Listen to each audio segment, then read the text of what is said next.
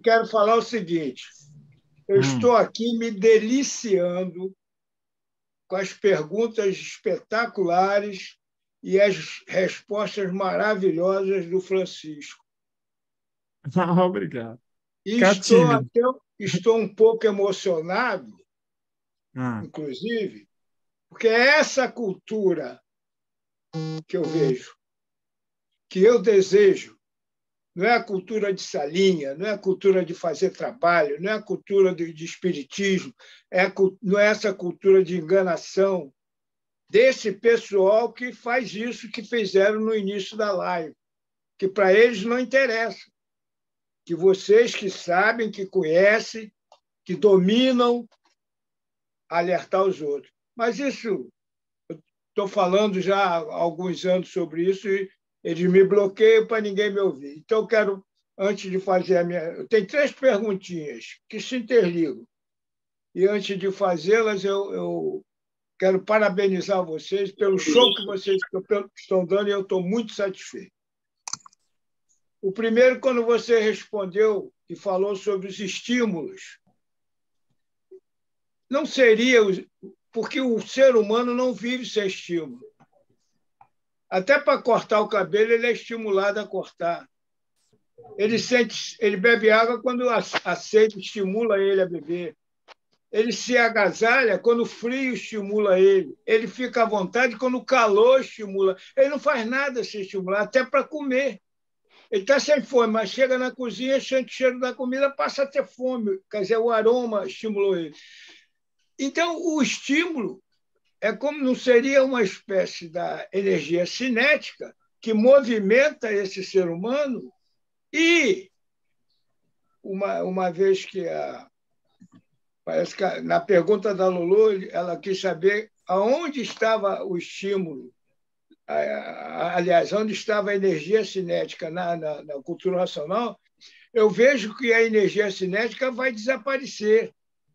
Ela vai desaparecer pelo seguinte, no meu visor. Na hora que o ser humano começa a se imunizar, ele começa a perder todas as características de ser humano. Então, ele vai ter que perder o estímulo para ele poder se autogovernar. Seria isso? Oi. Veja bem, você falou que todo o ser humano responde a estímulo, tá? É verdade, é verdade. Mas nem todo estímulo carece de resposta. Você falou assim: se eu for na cozinha da minha casa agora e tiver um vinhozinho lá, são 10 horas da noite, eu estou aqui conversando com meus amigos, eu vou abrir o vinhozinho e vou tomar o vinhozinho. Pronto. Isso foi um estímulo. Tá? Você falou, eu tenho um estímulo de fome, né? Eu abri o vinho, aí eu quero comer um queijinho, um petisco junto com o vinho. Edgar, você sabe de quantas em quantas horas o nosso corpo tem uma fome verdadeira? O nosso Não, corpo, dentro da biologia, tá? Do conhecimento biomédico, a gente só tem fome verdadeira a cada 13 horas. Então, quando eu falei assim de parar de responder a estímulo, você ir na sua cozinha e olhar e falar assim: mas eu estou com fome de verdade? Eu preciso comer agora? Não, eu não preciso, né? Então, eu não vou Francisco, comer. eu estou lhe entendendo. Eu apenas eu fiz uma visão geral do estímulo. O homem é Sim, sim, estimulado. Se ele não for estimulado, ele sim, é parado. Não seria o sim. estímulo uma consequência da própria energia cinética, que é responsável pelo movimento humano? E, no momento que o ser humano começa a se imunizar, ele começa a perder, começa a desaparecer dele a energia cinética, porque ele passa a Sim. ter o saber, o comando dele. Por exemplo, eu tô me convalescendo do diabetes. Tem comida que eu chego lá, sinto fome, eu vejo, tenho vontade, mas não como. Sou estimulado, mas reajo. Eu estou falando a grosso modo, de uma forma geral. Sim, sim. Por exemplo, eu tenho uma vontade de dar uma surra nesses caras que ficam fazendo esse desrespeito com o programa. Mas não vou descer ao nível deles, nem vou vibrar na energia deles, mas eu sou estimulado a dar a sua no cara. Nós estamos fazendo uma coisa séria, de interesse de todo mundo, uma coisa seríssima, de altíssimo nível, e esses idiotas vêm com essas coisas. E eu tenho esse estímulo de dar a surra nele, mas tudo bem. Entendeu? Então, é isso que eu queria saber sobre. Nós vamos perder a energia cinética, porque o estímulo começa a desaparecer quando o comando da vontade, propriamente dita, assume. Então, o Francisco, a segunda seria o seguinte: vocês falaram aí sobre a consciência do vegetal. Eu perguntaria, então, a você uma coisa. Tendo em vista que os animais, todos os animais irracionais, e a grande maioria dos vegetais, tem glândula pineal. Não seria um resquício da consciência que eles possam ter? Lolo, eu interrompi você. Entrei na sua frente. Me desculpa. Tá? Olha, tá legal, tá bom o bate-papo. É bom demais, instrui, né? É muito legal. Posso fazer uma parte com relação ao estímulo? Pode fazer. Deixa eu conectar aqui, deixa eu ver. Tá, eu vou conectar aqui porque a bateria está pitando aqui que ela vai apagar. Bom, eu estava vendo ali da questão do estímulo, né? E estava vendo a questão que o Lorival falou para nós, Mestre Pop, a questão do pensamento lógico, o pensamento concreto, a pensão dos pensadores, Platão, Sócrates, e tantos outros, né? E eu percebo assim, na cultura racional, desde as obras-primas até agora, nos 21 volumes da obra, o racional superior ele já vem citando, ele já vem explicando o pensamento cartesiano, o pensamento de Sócrates, porque tudo é pensamento e imaginação. O raciocínio que Sócrates se refere, na realidade, é um pensamento mais evoluído, como a própria imaginação. Mas nos textos do livro Universo em Desencanto fala: o pensamento positivo se torna raciocínio. Então, o pensamento evoluído vai se transformar em raciocínio, como a imaginação. Questão do sentir e estímulos.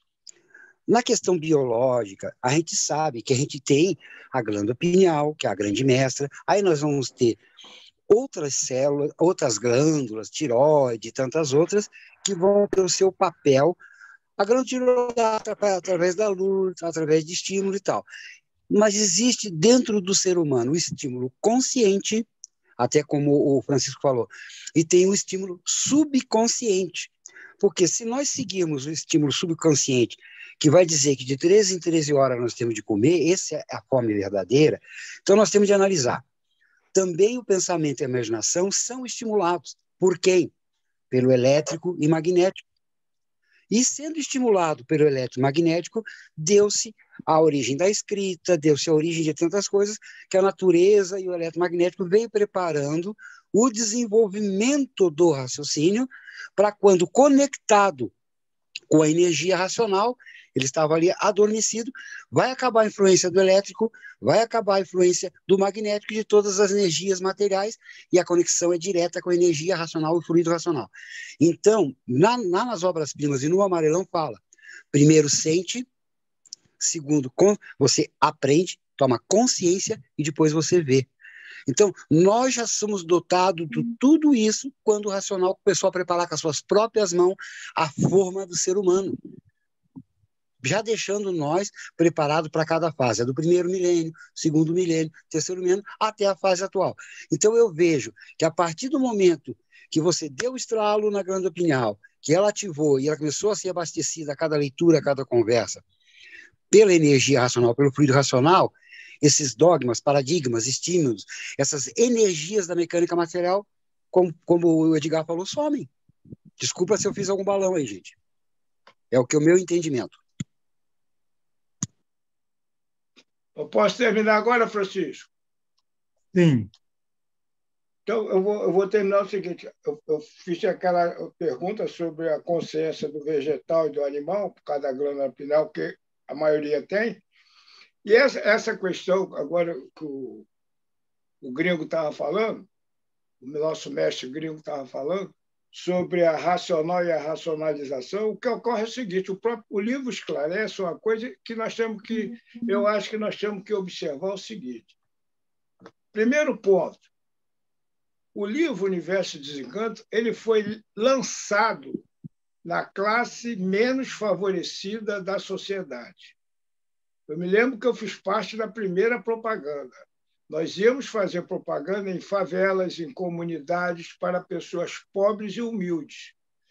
Então, são pessoas que têm pouca cultura, têm pouco vocabulário.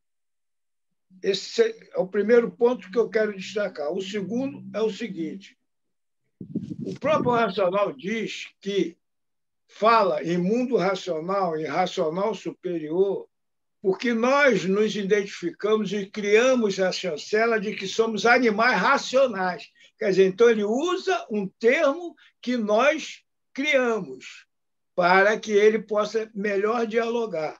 Então, ele não criou neologismo para definir o ser humano, ele aproveitou, ele deu continuidade, como deu continuidade em tudo. Porque é uma questão de significante e significado. Porque, verdadeiramente e cosmologicamente, digamos até racionalmente falando, o ser humano não tem aparelho fonador. É o cérebro que movimenta 18 órgãos para ele poder emitir o som, emitir a palavra. Então, ele não tem. Inclusive, vamos verificar que, quando sai fotografia ou desenho de extraterrestres, que estão em graus mais evoluídos que outro, planeta X, Y, não importa, mas estão mais evoluídos, eles são a cabeça triangular, porque eles têm o cérebro maior e a boca pequena, como se fosse só um ponto de alimentação. Quer dizer, não se comunica com a boca, se comunica com o cérebro. Então, racionalização, racional, seja positivismo, seja socrática, seja de cartesiana, isso tudo vai para o campo da filosofia. Aí é outro departamento, porque a cultura racional tem a sua filosofia. Entendeu? Então, essa questão de racional e racionalização, para mim, foi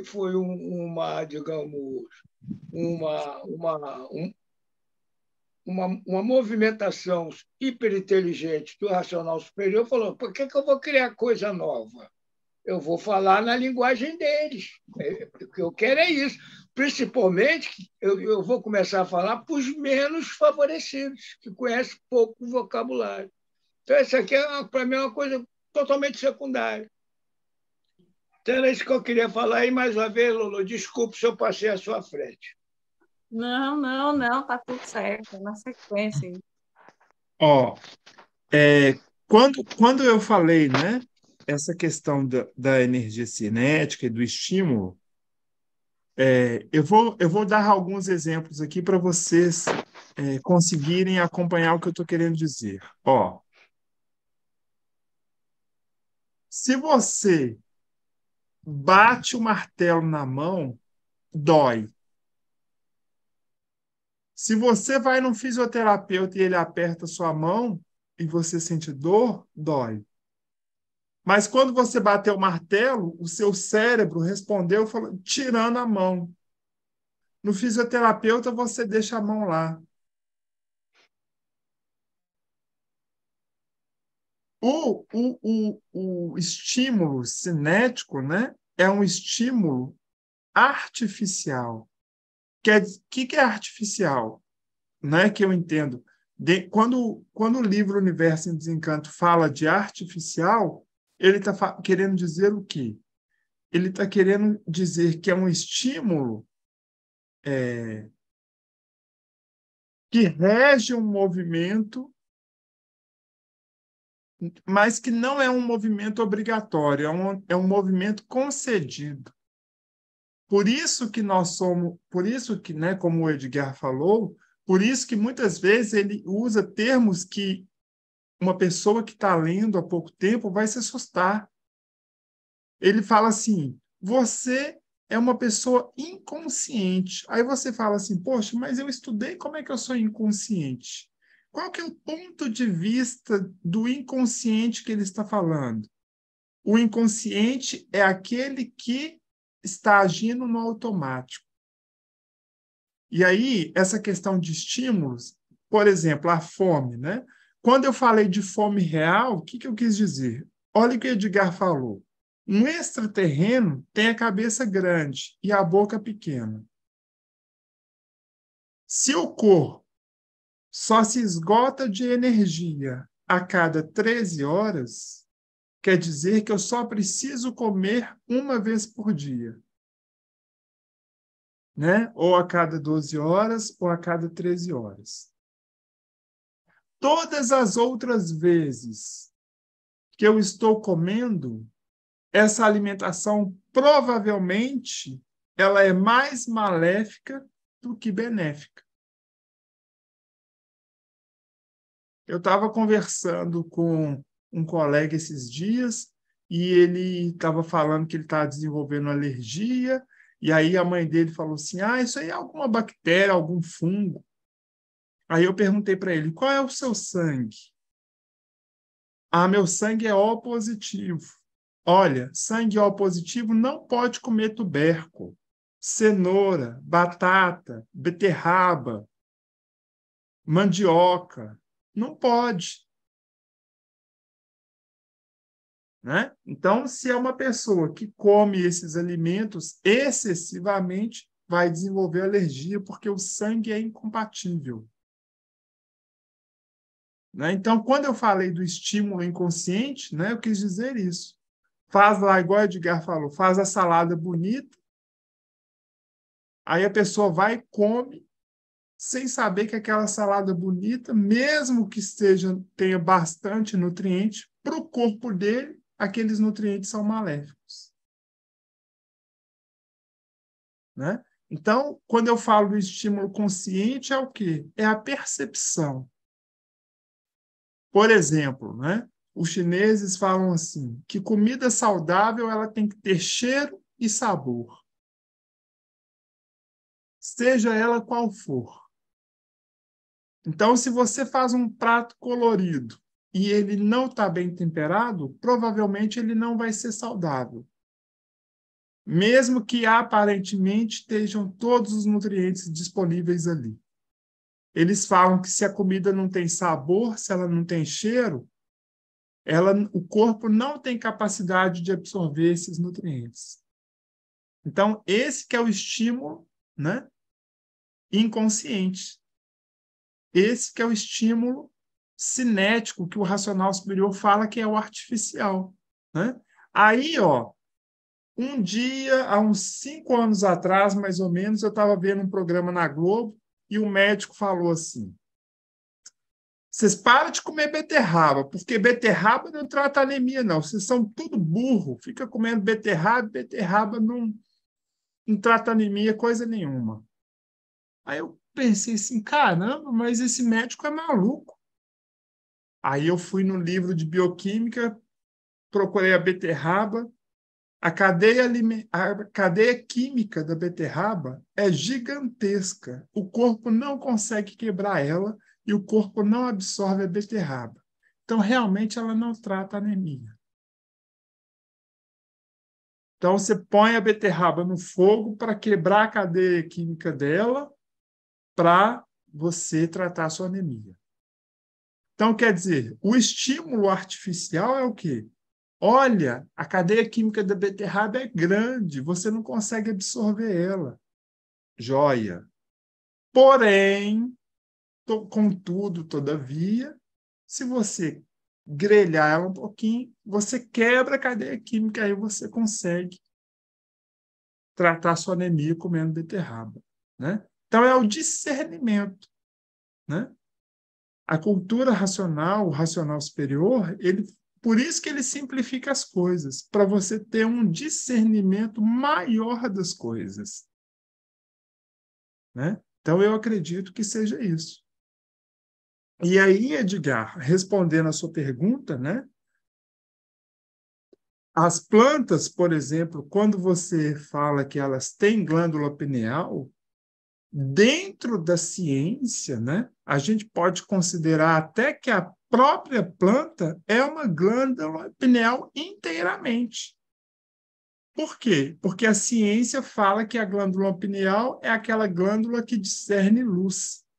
Se está de dia, se está de noite, se o corpo precisa ficar acordado, se o corpo precisa dormir. E a planta, ela faz isso automaticamente, involuntariamente, né? Todo o conjunto biológico da planta tem essa natureza. Então, é esse entendimento, né? Mas entendeu? Quer dizer, já tem uma relação que a ciência fez de plantas que eles comprovadamente dizem que tem a glândula pineal. Então, eu entendo como porque a glândula pineal, no meio da cultura racional, se fala muito nela. E até hoje o racional não fala na glândula pineal, ele fala sobre a existência dela, mas nunca teceu uma mensagem, uma matéria, um esclarecimento. Aí começa a ver as especulações. Tem gente que diz que, como é que é? A glândula pineal é o ser racional materializado em forma de máquina do raciocínio. Aí eu pergunto, então tem um racional materializado numa planta, num gato, num cachorro? Entendeu? Então eu falo isso para as pessoas pararem de ficar falando essas coisas sem nexo e sem lógica, que aí reverte, em vez de fazer a propaganda, ele faz uma contra-propaganda. Porque pega uma pessoa do teu nível, Francisco, que não conhece cultura nacional e ouve, os caras estão malucos. É verdade ou não é? Eu já ouvi isso, eu já ouvi várias vezes. Fala, Lulu. Desculpa ter ocupado teu... Eu queria fazer mais uma pergunta, Francisco. Pergunta, pode perguntar. Tá bom. Francisco, o livro Universo em Desencanto, ele nos revela que somos produtos de fluidos, e que fluido é a essência das fontes que derivaram, né, o ser humano e a vida. Eu queria saber se você vê alguma similitude entre a energia racional e a energia atômica, e se existe alguma diferença considerável, você pode descrever a respeito de ambas? Sim. Tem? Posso. Eu posso descrever. Olha, eu vou responder a pergunta do Edgar, a fala dele, e vou puxar da resposta para ele para a sua pergunta e responder as duas. Tá bom? Glândula pineal. O que é a glândula pineal? Para a ciência, tá? Para a ciência, a glândula pineal ela é um decodificador de espaço e tempo. Tá? Então, por exemplo, eu estou sentado na cadeira, na minha frente tem uma mesa e nas costas tem o encosto da cadeira. Se o meu corpo está no meia distância entre esses dois pontos, eu não preciso olhar para trás para saber o quanto eu tenho que me mover para encostar no encosto da cadeira. Tá? Então, a glândula pineal, ela ajuda a hipófise e o hipotálamo a fazer esse discernimento.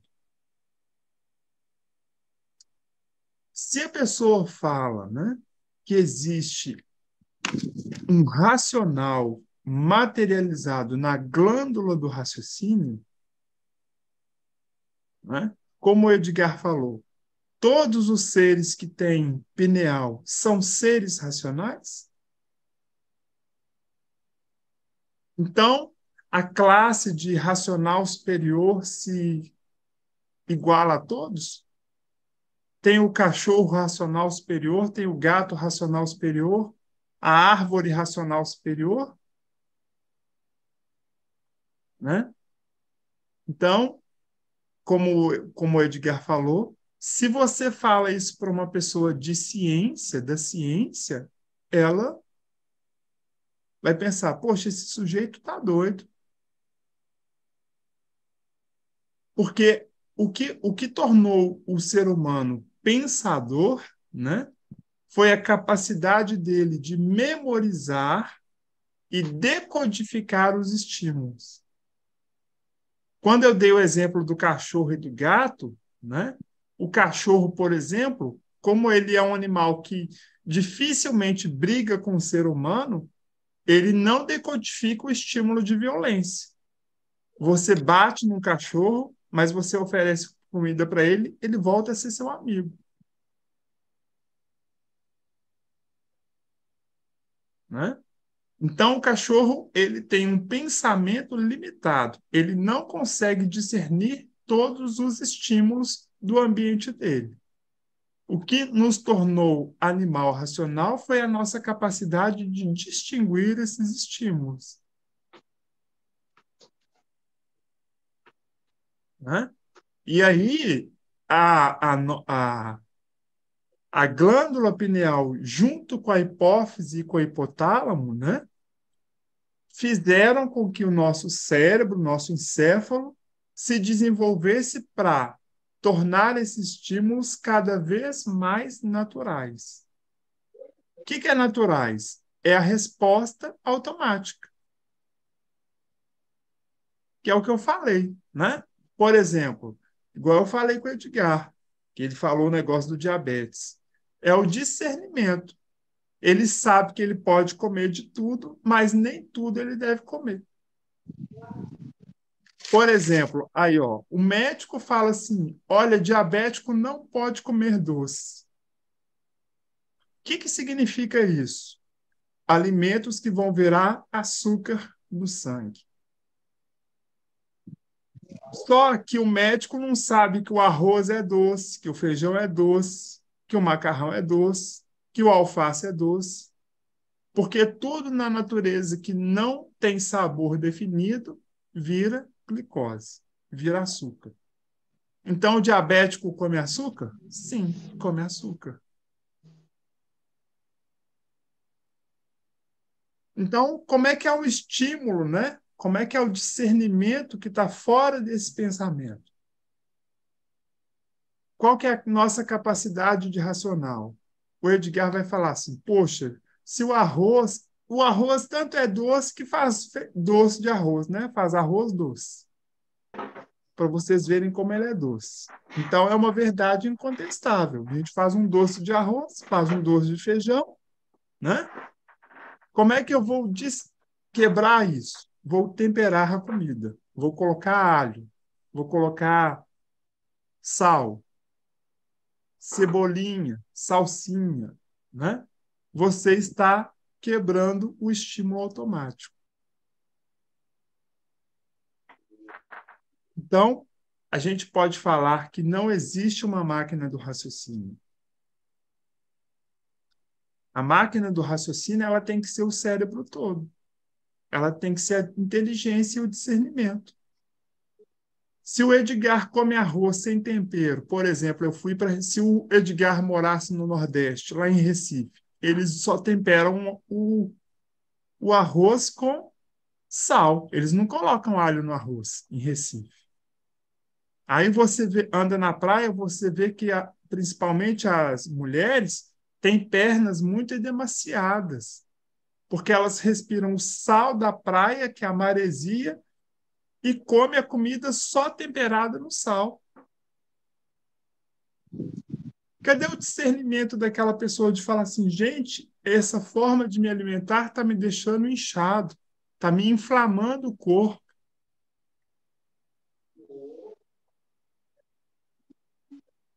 A pessoa não está percebendo. Está fazendo um mal para ela que ela não percebe. Né? Então, eu também não concordo com essa coisa de máquina do raciocínio. Máquina do raciocínio é o cérebro, né? Por quê? Porque o conjunto das funções cerebrais é que vão nos dar capacidade de ter um discernimento mais amplo sobre a vida humana, né? E aí, entrando para a pergunta da Lolo, né?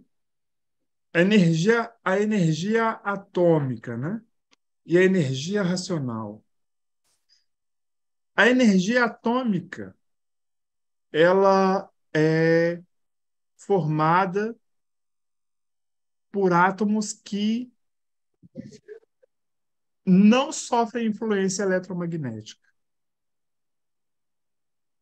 São átomos estáveis. Sim. Né? Por exemplo, a energia do Sol, ela tem hélio. Hélio é um componente químico de pureza. O ouro, né? O ouro também ele tem pureza. Então, a energia atômica ela tem essa condição. Ela não se altera quando ela está próxima de outras energias. Por que que a energia atômica pode ser dita como similar à energia racional?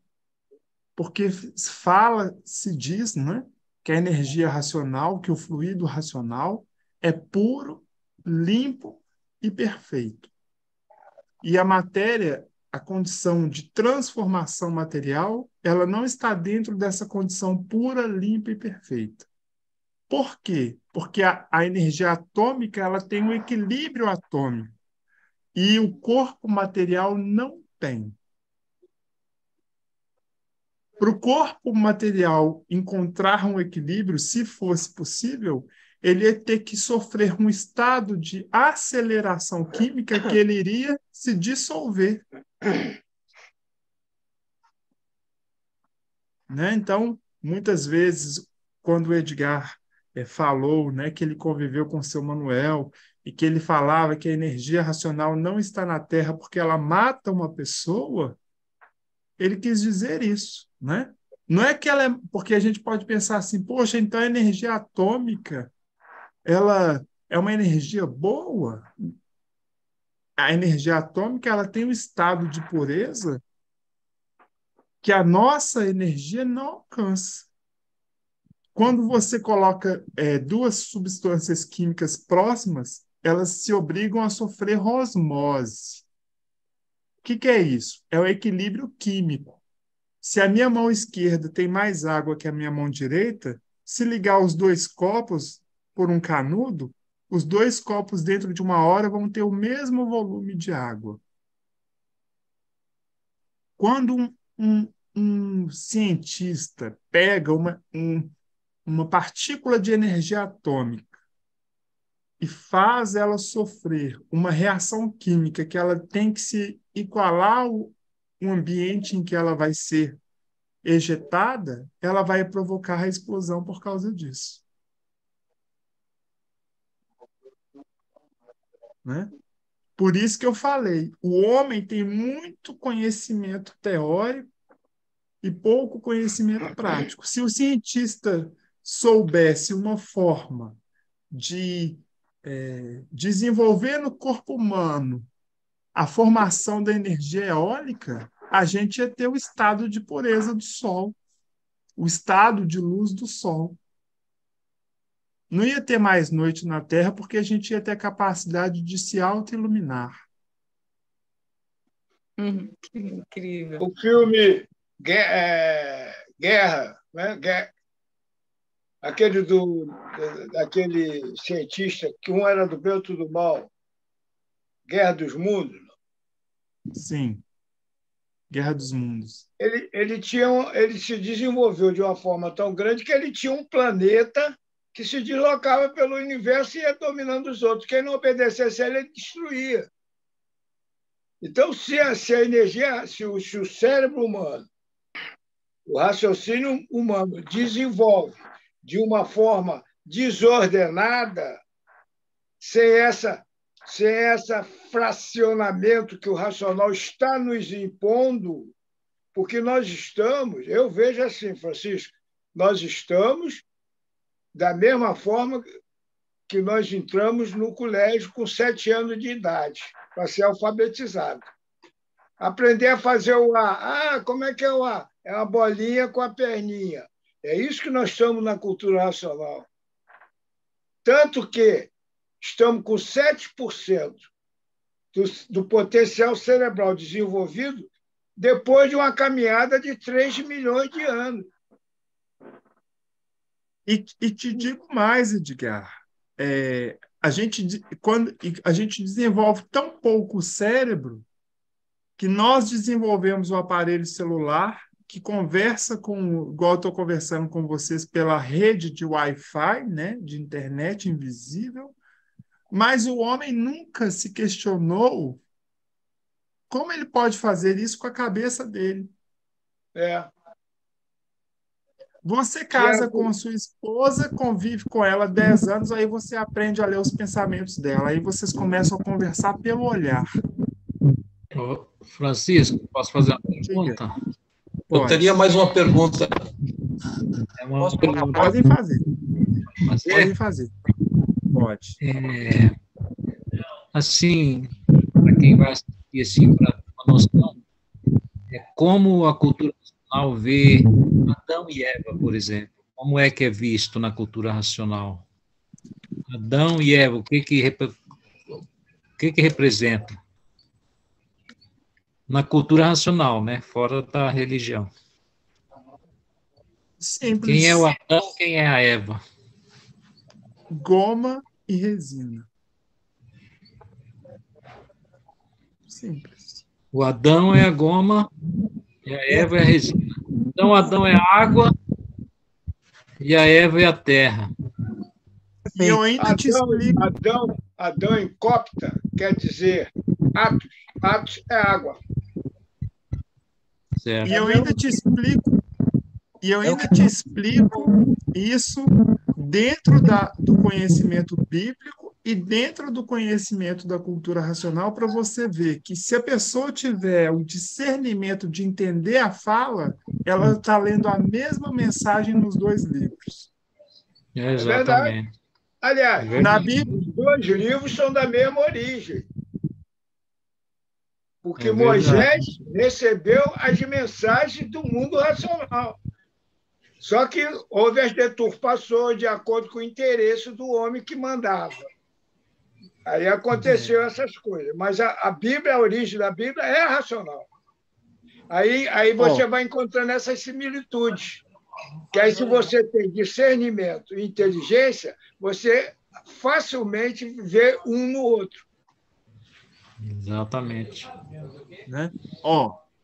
A Bíblia diz o seguinte: Jesus criou Adão, depois criou a Eva, tá? E deu para eles lá o jardim que era o paraíso, tá? E aí eles chegaram perto de uma árvore que era uma maçanzeira e comeram a maçã. Então, o que a gente percebe nessa história? Importa se é maçã, ou se é laranja, ou se era um bolo de chocolate? Não importa. O que importa é que houve Adão e Eva que cometeram uma desobediência. E uma rebeldia. Então, a desobediência foi essa, e a rebeldia? A rebeldia foi o prático do ato sexual, que a serpente induziu. Então, igualzinho, tu está corretíssimo. Parabéns. Você falou tudinho direitinho. Certinho. Então, se teve uma desobediência, o que Deus fez? Quando um filho não obedece o pai, ele fica de castigo. De castigo. Por isso que eu costumo brincar que todo ato que começa com maldade só resulta maldade. Não tem como tirar a bondade de um ato ruim. Eu costumo dizer, sabe o quê? Que castigo, 14 bilhões de anos. Vai chegar hoje, fora que ainda tem para vir. Então, Adão e Eva desobedeceram, Jesus falou, olha, aqui vocês não podem ficar, porque este lugar é incompatível com esse tipo de comportamento. Eu vou pedir vocês que se retirem. E aí, o que Adão e Eva fez? Bom, se nós estamos por nossa conta, então vamos criar o mundo por nossa conta. Adão, Eva e Caim. Inclusive, eu mando as pessoas, às vezes, as pessoas que eu não gosto de discutir Bíblia, eu não gosto de discutir nada. Então, eu digo o seguinte, procurarei no Gênesis, capítulo 4, no Gênesis, em que ele fala sobre a esposa que Caim encontrou. Aí eu pergunto, não era Adão e Eva? Então só tinha 2 pessoas no mundo. Eles tiveram 2 filhos, Caim e Abel. Então ficaram 4. Caim matou Abel, ficaram 3. Eles foram punidos pela desobediência, o casal foram banidos. E Caim foi expulso. Aí chega na frente, encontra uma mulher, Rebeca, e com ela tem filhos e etc. De onde ela veio? Rodrigo, então procura ver que aqui, ali a Bíblia fala, o que a cultura racional fala sobre esse assunto é justamente o campo microbiano. Para onde fosse tinha gente.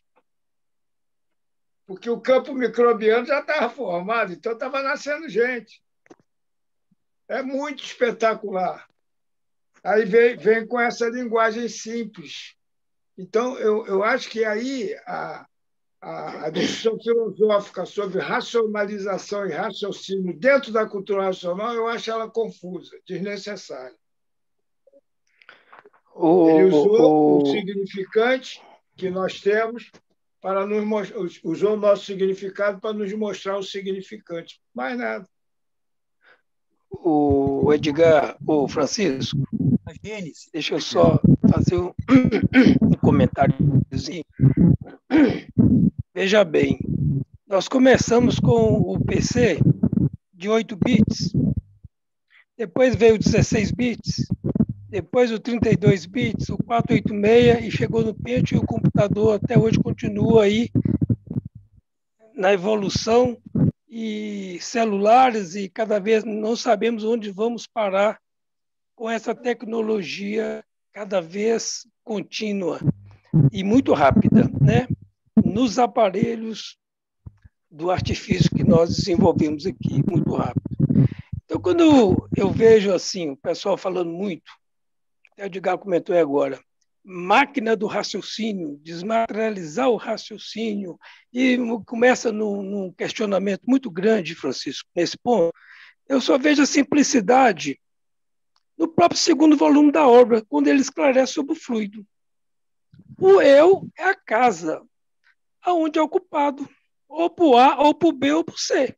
Simples, é simples lá o racional define. A casa você tem um quarto, está vazio, você vai botar água dentro dele, você vai encher ele de espuma, vai encher de quê? Vai botar o quê nesse quarto? Vai ficar vazio? Esse quarto vai ser ocupado. Então, o eu é a casa do fluido. Então, ele diz assim, o pensamento, o pessoal fala assim, o pensamento racional, ocupando o eu com uma orientação racional, o aparelho vai estar dentro do equilíbrio e munido de informações e de orientações necessárias para ele. Simplesmente fala isso. A casa do eu, o eu é a casa do fluido, ou o fluido A, ou B, ou C, não importa. O que tiver ali dentro daquele espaço é que estará munindo aquele ser de estímulo, de informação, seja o que for. É ele que vai estar governando aquele ser. Então, essa questão que o pessoal coloca muito sobre desmaterialização o raciocínio, glândula pineal, aí faz aquela confusão danada e o racional simplifica. O eu é a casa do fluido, o comando vai estar ali. Quem é ocupar? O eu é que vai comandar aquele ser. E a imunização racional, o que faz? É a energia da nossa base de origem ocupando o que é da origem. O que nós temos essa possibilidade. Entendeu? Aí queria que você fizesse um comentário a esse respeito. Olha, o comentário que eu tenho a esse respeito é o seguinte: a questão não é aonde o eu está ou para onde ele vai. A questão é o que é o eu. Por exemplo, dentro do campo do pensamento e da imaginação, nós temos a meditação. Não existe nenhuma capacidade de meditação que não haja a troca de um pensamento por outro. Então, você nunca vai conseguir neutralizar a sua cabeça de receber um tipo de influência pensante. Tá? Mas, quando você começa a entender como a onda do pensamento funciona, aí você começa a neutralizar essas formas de onda pensante. Entendeu? E eu acho que essa é a capacidade de desenvolvimento do raciocínio que o livro descreve como desenvolvimento do raciocínio. Por isso que ele fala o pensamento positivo. Por que é o pensamento positivo? O que quer dizer positivo? Positivo é uma coisa boa que só vai resultar em outras coisas boas. Vou dar um exemplo sobre a dor. Não existe nervo de dor no corpo. A dor é uma mentira. Não existe nenhuma célula no nosso corpo que seja especializada em dor. Por que a gente criou a palavra dor? A gente criou a palavra dor e deu para ela o significado de maléfico, uma coisa que está machucando o nosso corpo e que a gente deve evitar. Tá? Aí você pega e faz assim, ó, então eu vou te beliscar, você vai sentir dor. Não, você não vai sentir dor. Se você está beliscando, você está apertando, então você vai sentir pressão. Não é a dor que machuca, é a pressão que machuca.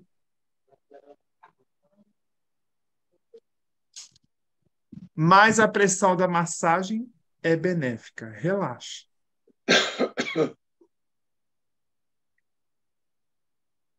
As duas são pressão. Uma machuca, a outra relaxa. Então, o raciocínio, ao meu ver, é isso. É o discernimento consciente das coisas. Você fala assim, pô, Francisco, meu cabelo está ficando branco, eu queria pintar ele de preto. O que você acha? Aí eu sou muito seu amigo e falo assim, pinta de azul, rapaz. Cabelo preto não combina com você. Aí você fica assim na sua cabeça. Eu pinto de preto ou eu pinto de azul? Acho que eu vou pintar de azul porque o Francisco falou que fica mais bonito. Mas o cabelo não é seu? Você não gosta da cor preta? Então pinta de preto. Eu dei um estímulo. Pinta o cabelo de azul. E você ficou preto ou azul?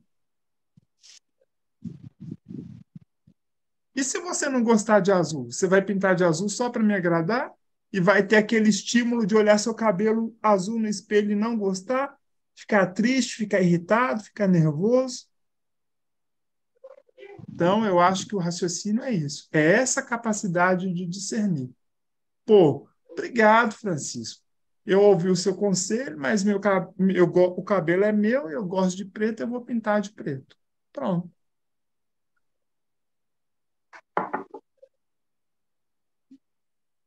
Posso fazer uma pergunta eu agora? Muitas vezes, conversando com o Edgar a respeito de levitação, né? Alguns alegam que existe a levitação física e outros alegam que tem a levitação espiritual, aquela que, né, você sai né, do seu corpo, né, material e viaja. Né? Então, são essas duas coisas que eu queria que tu tentasse nos colocar na visão do estudo da cultura racional. Sim. Vou falar sobre levitação, falando sobre um estudo que tem até, se eu não me engano, na Discovery Channel. Tá? Não sei se é BBC ou Discovery. É uma das duas, é um documentário. Tá? Nos Estados Unidos tem muitos vendavais. E às vezes acontecem furacões, tufões, que atingem aldeias, casas, bairros, e eles começaram a estudar pessoas que passavam por este fenômeno, tá? E não morriam.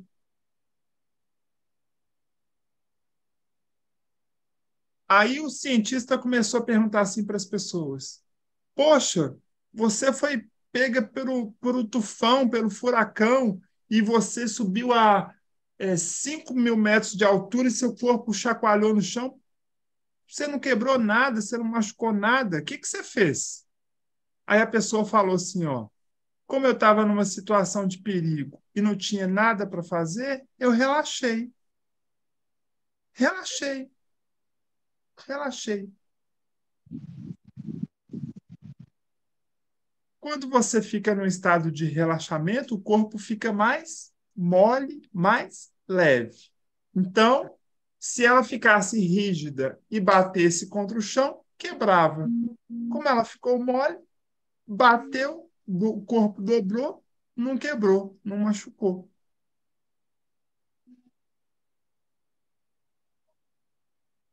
E aí? Ô, Francisco, existe a levitação física?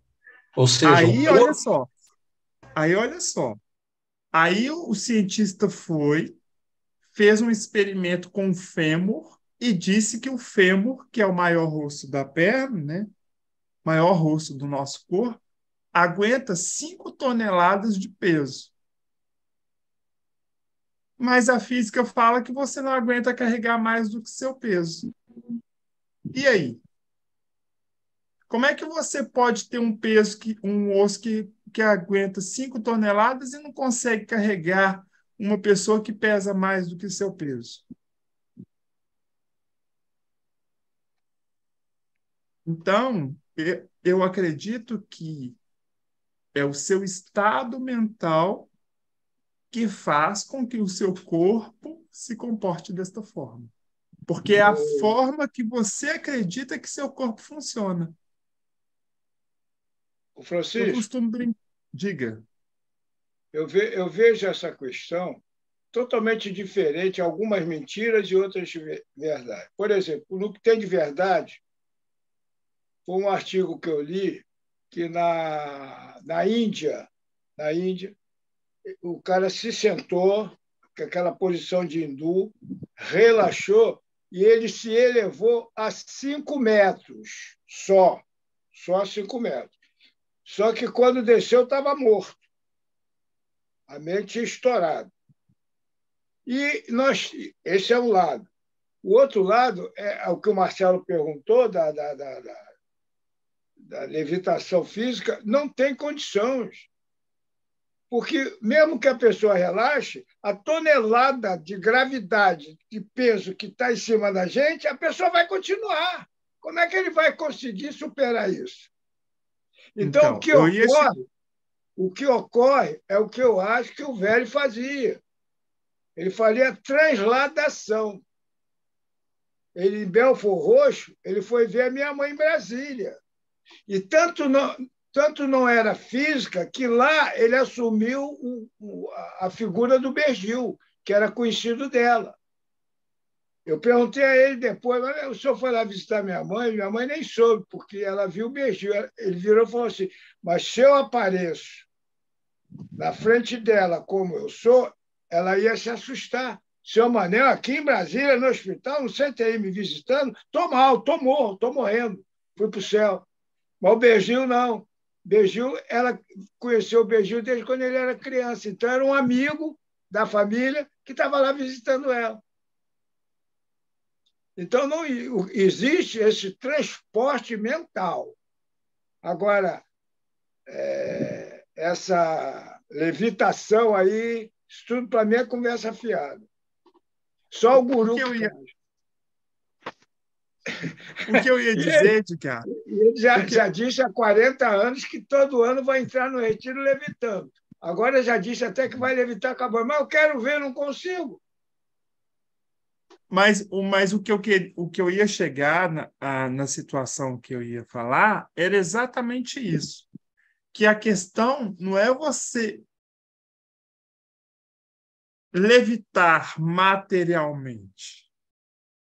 A questão é a forma como você está controlando o seu corpo, tá?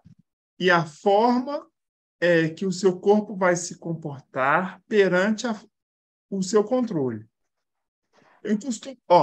Eu gosto de dizer o seguinte: eu gosto tanto da vida que eu quero viver 100 anos. Uhum. Aí um dia eu fui dar aula.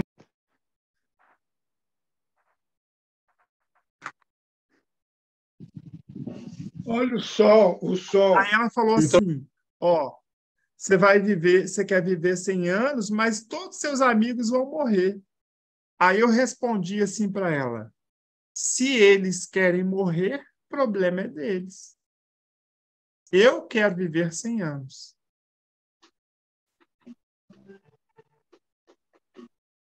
Então, eu acho que você ter um controle mental que amplie o seu alcance de irradiação de pensamento, aí você pode estar em qualquer lugar. Agora, se você acreditar que você é uma pessoa comum, que está aí na sua cidade, preso no seu bairro ou no quarteirão onde você mora, você vai permanecer nesse estado. Né? Então, a levitação, né? Leve ação. Levita ação, deixa a ação leve. Quanto mais você acreditar que você é denso, mais denso você será. Então, eu acredito que seja isso, né?